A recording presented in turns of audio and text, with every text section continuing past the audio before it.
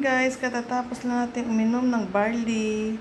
Katapos ng uminom ng barley, tayo'y nagsaing para makakain ng almusal. Ito po ngayon ay tapos na siya, pero kailangan siya mainin. Ang aking sinaing po ay black rice na may red rice. Kinumbine ko po. So, habang nagsasaing po tayo, nagluto po ako ng kamote, 2 piraso. At ngayon ay nagkikrave po ako ng sundubo chigi. Kaya gagawa po tayo. Siya nga pala, ang sundubo chigi ko ay nilagyan ko ng kimchi. Ang kimchi ko nilagay ko sa freezer kasi walang mapaglagyan sa ref. Kaya tinatawag ko ang aking luto, sundubo kimchi chigi. Ang ingredients po nito ng aking niluluto ay may water, sundubo. Ang sundubo po ay taho. Taho po yun sa atin.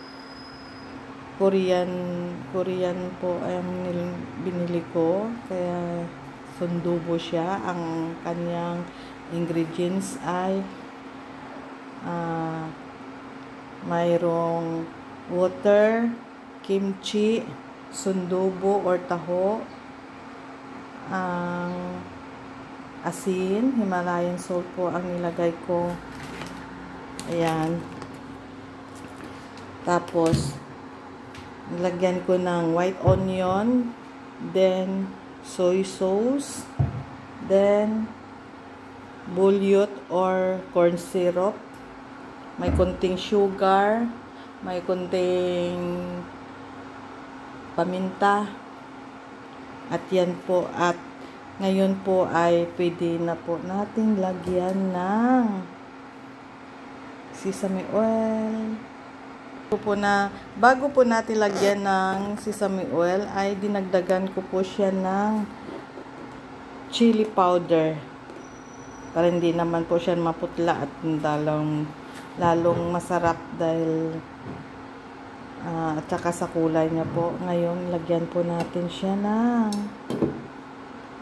sesame oil. Off po muna natin bago sesame oil. Yan. Konti lang po. Kaya, ayan, haluin na po natin. Ito na po ang aking finished product na sundubo chigi. Taho po ito kung sa atin. Sundubo chigi, masarap po ito. Soup. Sundubo kimchi chigi. Pinangalan ko po siya ng sundubo kimchi chigi dahil nilagyan ko po siya ng kimchi. Kaya hanggang dito na lang po sa short video. Thank you sa mga nanonood. Bye-bye.